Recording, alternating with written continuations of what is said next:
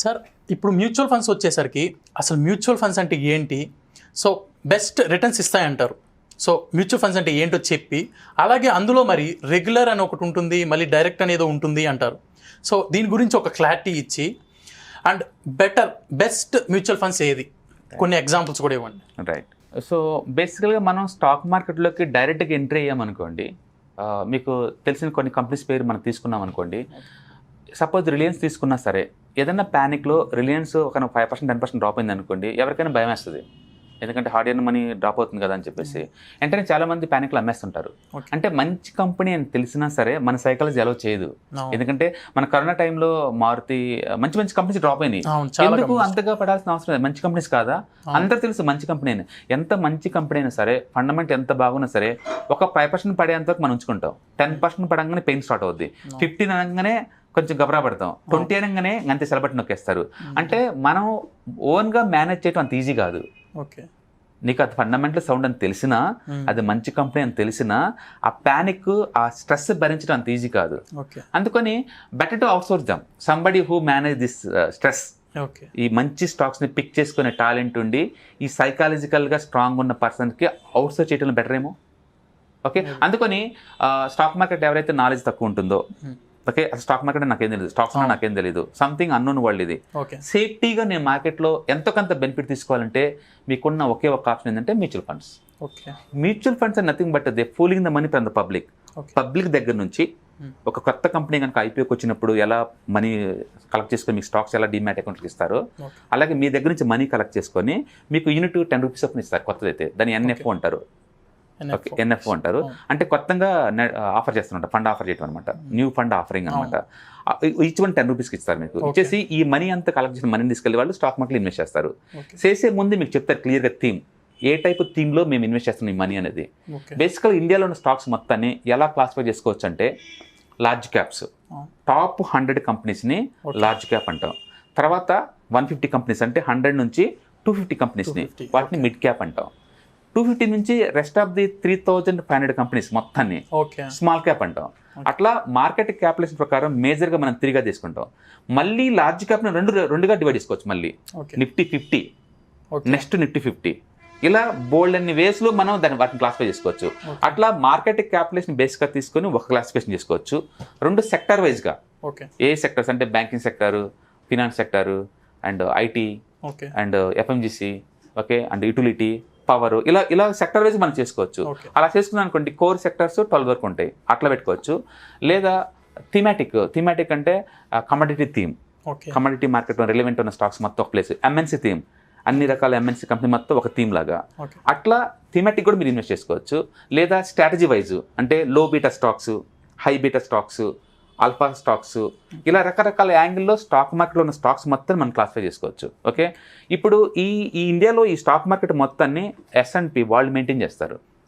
Rating agency వాళ్ళు అనమాట, S&P వాళ్ళు మెయింటైన్ చేస్తారు. వాళ్ళు ఇండియాలో ఒక సబ్సిడరీ ఉంది, క్రిసిల్ అని చెప్పేసి, వాళ్ళు అది కూడా రేటింగ్ ఏజెన్సీ.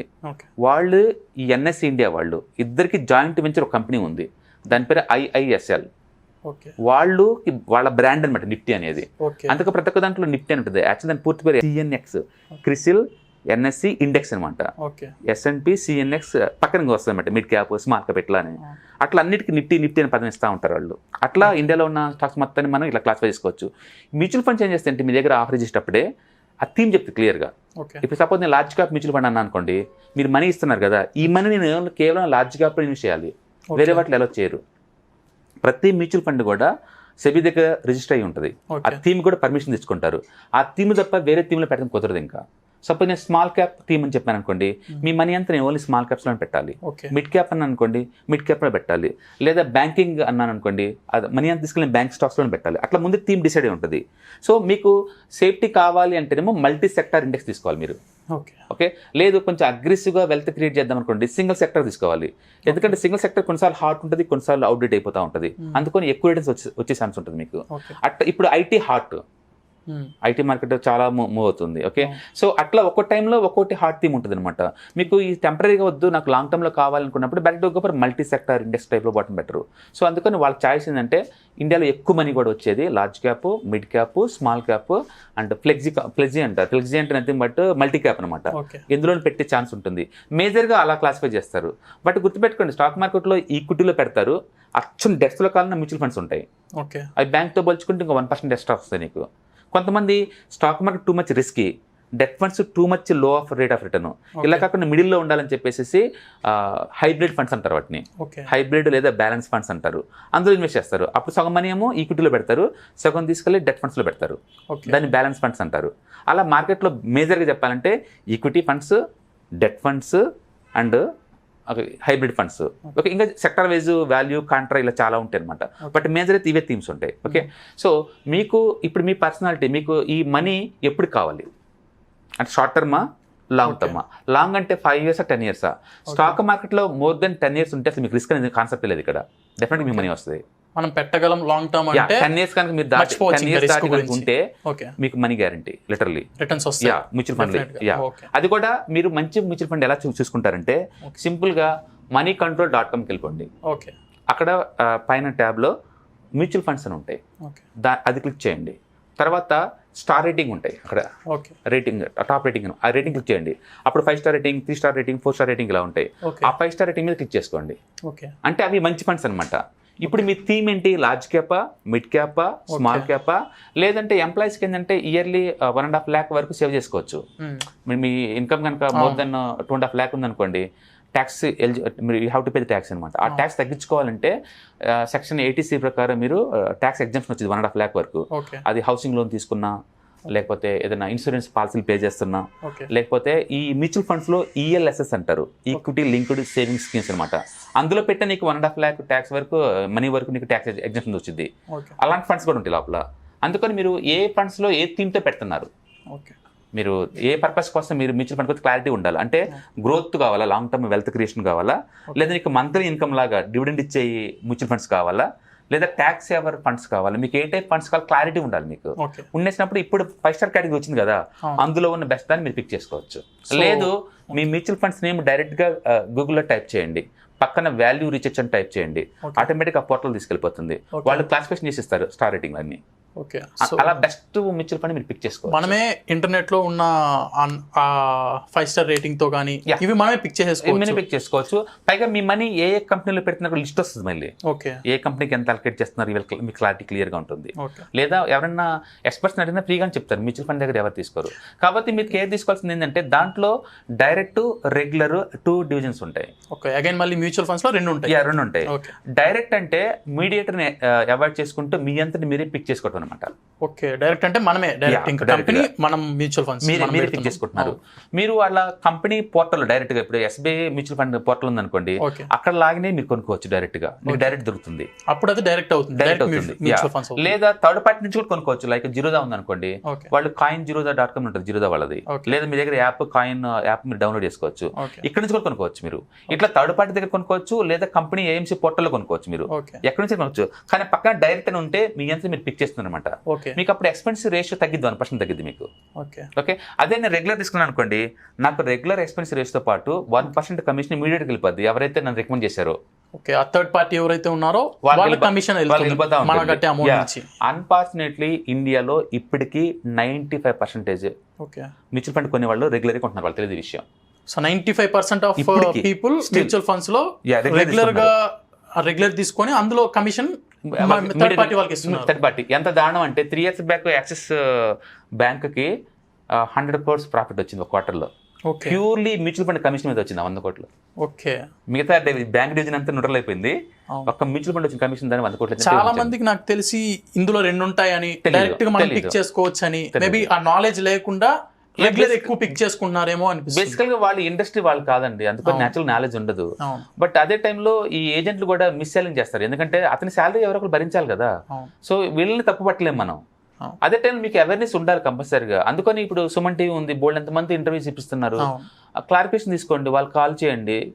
సింపుల్ ఇన్ఫర్మేషన్ మీకు ఫ్రీగా దొరికిద్దండి, 1-2 సార్లు కాల్ చేసుకుంటే ఎక్కడైనా సరే. ఇలాంటి మనీ మేకింగ్ టెక్నిక్స్ మీరు ఇంప్రూవ్ చేసుకోవాలి. ఒకరిని బ్లేమ్ చేయలేరు, మీరు చేయకూడదు కూడా. మీకు మిమ్మల్ని ఎవరిని డెవలప్ చేయడం రారండి ఇక్కడ. మీ అంతటి మీరే మూవ్ వెళ్ళాలి, లేదా సర్కిల్లో ఉండాలి. అట్లా పెంచుకుంటే నాలెడ్జ్ పెంచుకుంటూ పోతుంటే మీకు అది యూజ్ అవుతుంది. అందుకని మీరు ఎప్పుడైనా తీసుకుంటే డైరెక్ట్ అనే పదం ఖచ్చితంగా మీ మ్యూచువల్ ఫండ్లో ఉందో లేదో చెక్ చేసుకోండి. లేదు అంటే బ్లైండ్గా రిజెక్ట్ చేయండి. ఎంత తేడా వచ్చిందంటే మీరు కనుక లాంగ్ టర్మ్ ప్లాన్ చేసుకుంటే ఒక 25 years మీరు 1 crore లాస్ అవుతున్నారు. 25 years లో 1 crore లాస్ అవుతుంది. అది కమిషన్ వాళ్ళు తీసుకుంటారు. అంతేందుకు, నేను లాస్ట్ టైం వెబినార్ కండక్ట్ చేసినప్పుడు 50 members అటెండ్ అయ్యారు ఫ్రీ వెబినార్ మ్యూచువల్ ఫండ్స్ కి. నేను వాళ్ళకి రికమెండ్ చేశాను. SBIలో మీకు వాళ్ళు చాలా పల్లెటూరు నుంచి కాల్ చేస్తున్నారు నాకు. నేను పల్లెటూరు కాల్ చేసిన వచ్చేసి ఒక అకౌంట్ ఓపెన్ చేయండి అమ్మా అని అనలేను, ఎందుకంటే వాళ్ళు కనీసం పాన్ కార్డు కూడా ఉండదు వాళ్ళకి. ఒక క్యాబ్ డ్రైవర్, ఒక విలేజ్ లో ఒక డైలీ లేబర్ ని మనం ఎక్స్పెక్ట్ చేయలేము మార్కెట్ లో.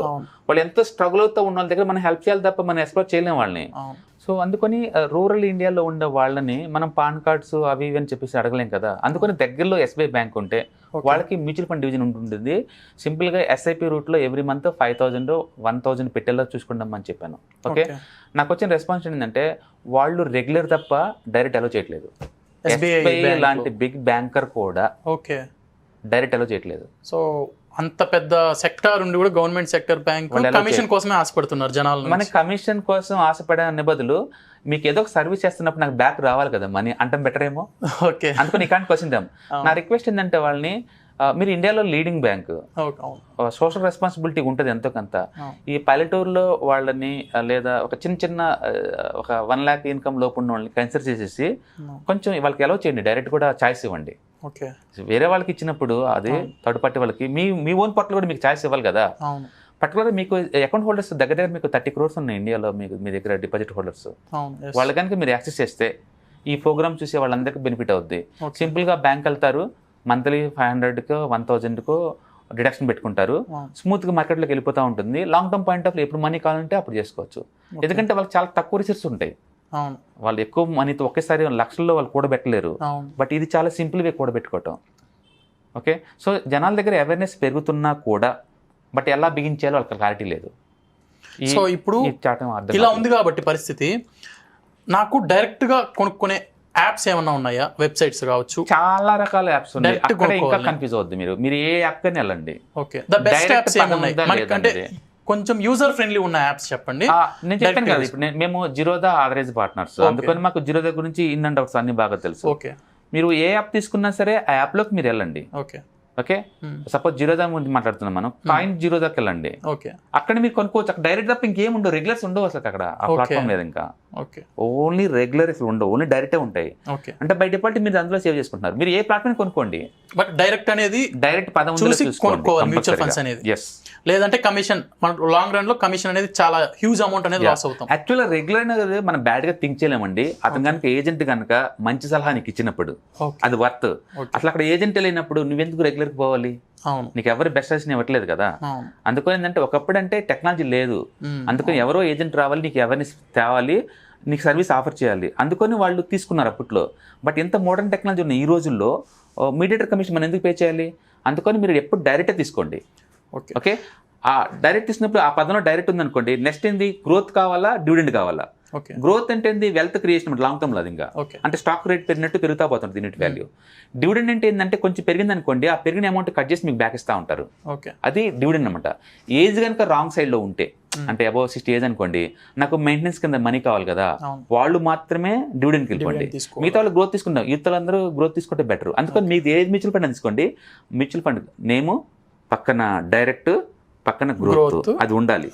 సింపుల్ గా గూగుల్ హిట్ చేసుకోండి, అది గ్రాఫే వస్తుంది, నీకు పర్ఫార్మెన్స్ చూసుకోవచ్చు. సో ఒక 2-3 కంపెనీలు బెస్ట్ మ్యూచువల్ ఫండ్ కంపెనీస్ అంటే అగైన్ ఇండియాలో 50 అసెట్ మేనేజ్మెంట్ కంపెనీస్ ఉన్నాయి, AMC కంపెనీస్ అంటారు.